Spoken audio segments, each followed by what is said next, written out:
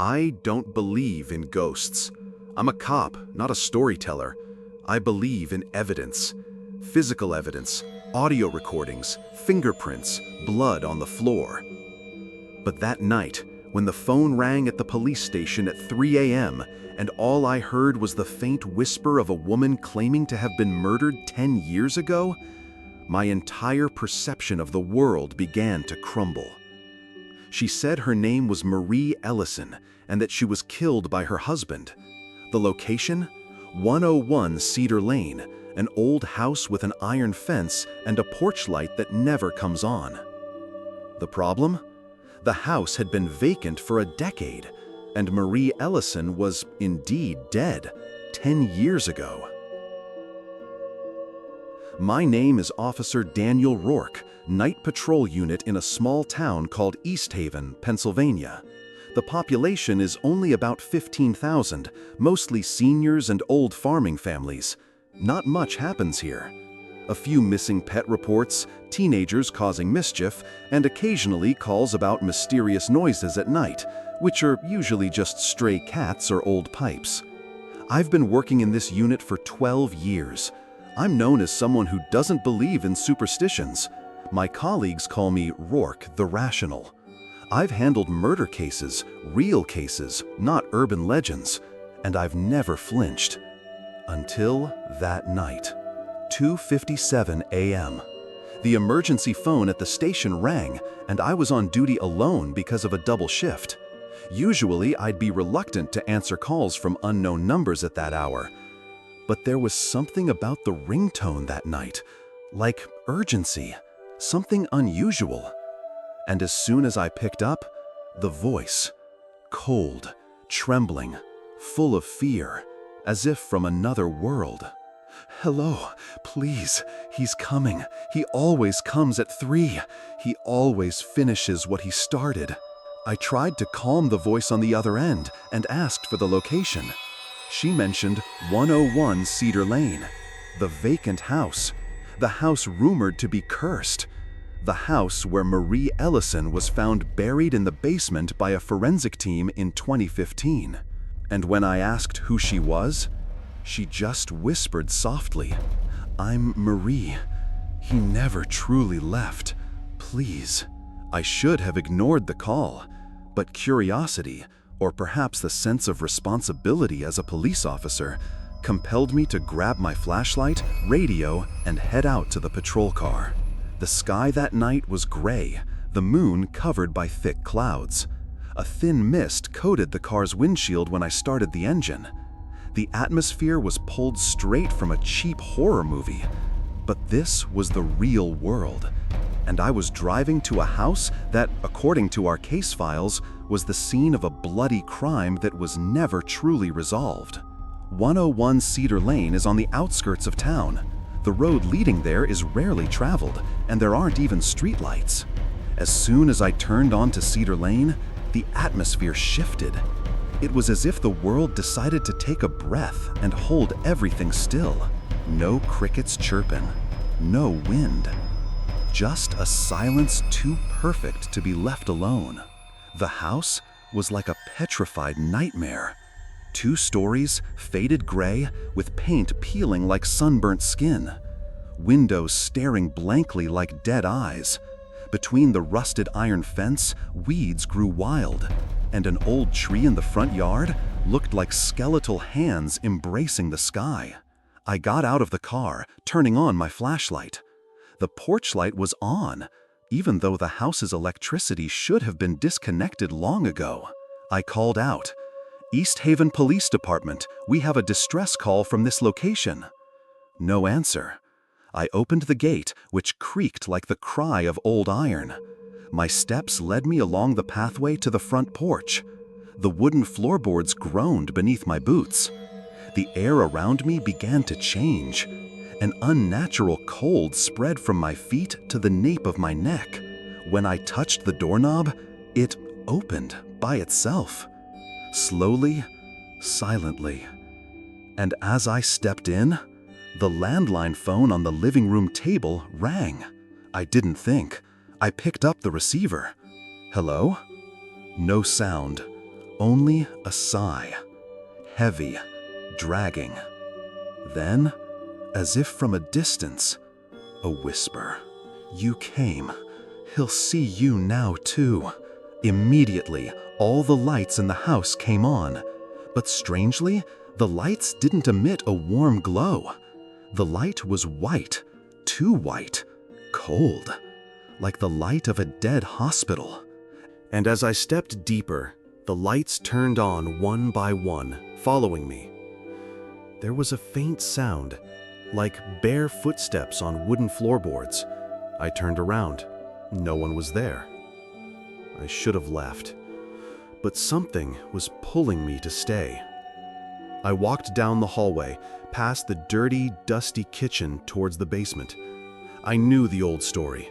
Marie was found there, her body wrapped in black plastic, hidden beneath floorboards pried up by investigators.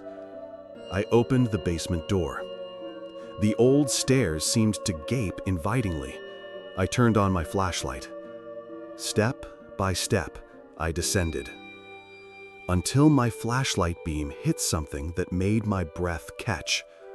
Bloodstains, fresh. Not old, dried, brownish stains, but dark red, still wet, forming footprints, leading deeper into the corner of the basement. In that corner, there was a tall, wooden-framed mirror.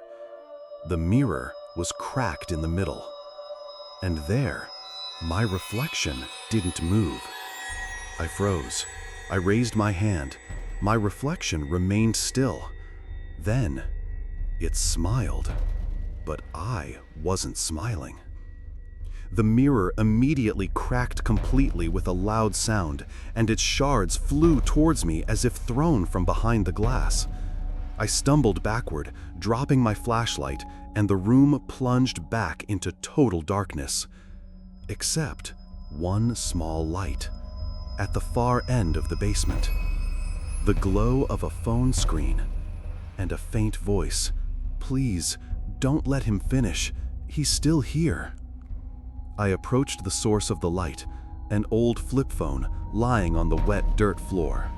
Its screen glowed dimly, displaying a single flickering message. He never left.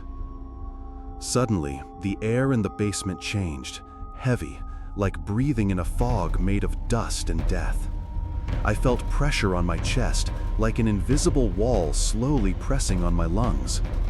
Then came the sound of heavy footsteps, like large boots dragging across a wooden floor, even though I was underground. I turned. No one was there. But then I saw it. A shadow, tall, indistinct in shape, but its body was large. Its head seemed tilted to one side, and its eyes, two glowing red holes piercing the darkness like embers.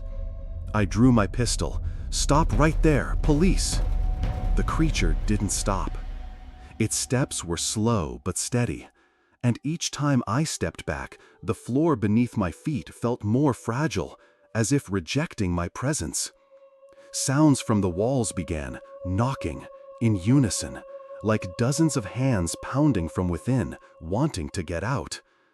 The shadow spoke, but not with a vocal sound. The voice appeared directly in my head, cold, filthy, inhuman. "She's mine. You can't take her away. You can't save her. You can't even save yourself." I fired 3 times, but the bullets passed through empty air. The creature vanished, but its laughter continued to echo, reverberating in my skull. I retreated and kicked at the floorboard beneath my feet. One of the boards gave way and opened into a deeper secret space, a hidden cellar. I descended into it without thinking. And that's where I found it. Skeletons, but not just one. 3 female skeletons, all in torn clothing and remnants of hair ribbons. On the old wooden wall, etched in dried blood, Marie wasn't the first, and she won't be the last. I froze. All this time, Marie's death was considered a domestic murder case, closed after her husband, Greg Ellison, was found dead by suicide in prison. But the truth was, Marie was just one of several victims, and her husband, he never truly died. The light from my flashlight began to flicker. The air vibrated. A burning smell spread from upstairs. I climbed back up, and once I reached the living room, I saw him. The figure of Greg Ellison, but not human. His skin was decayed, his face half burned, and his body seemed composed of pieces of black flesh. But his eyes were still human and full of hatred. He screamed, "Marie lied! She called you! She called!" I yelled back, "You killed them all!" He laughed. "I just brought them home." Suddenly, his body exploded into black smoke and lunged at me. I was swallowed by the darkness, and the last thing I heard were the cries of women. Dozens, hundreds inside the walls. And one voice, "Marie, run, now." I don't know how I got out of that house. When I came to, I was already outside. My body was covered in dust, my knees bloody, and the radio on my shoulder hissed incessantly. My patrol car was still there, engine running, but all the lights were off, as if they'd never been turned on at all. The time on the dashboard showed 2:41 a.m., the same time the first call came in. But my cell phone showed a different time, 4:12 a.m. I lost almost 2 hours, and I don't remember a single second of that time. Headquarters didn't believe my story. They said there were no incoming calls from 101 Cedar Lane that night, no trace evidence at the house. There wasn't even an open case report about Marie Ellison in our database. I swear, all those records used to be there. But now, empty, like someone or something erased them from history. 3 days after the incident, I received an email. No sender address, no subject. The content was just one photo, low resolution, black and white. A photo of the basement. My figure was in it, standing in front of the cracked mirror. But I know for sure I never stood like that.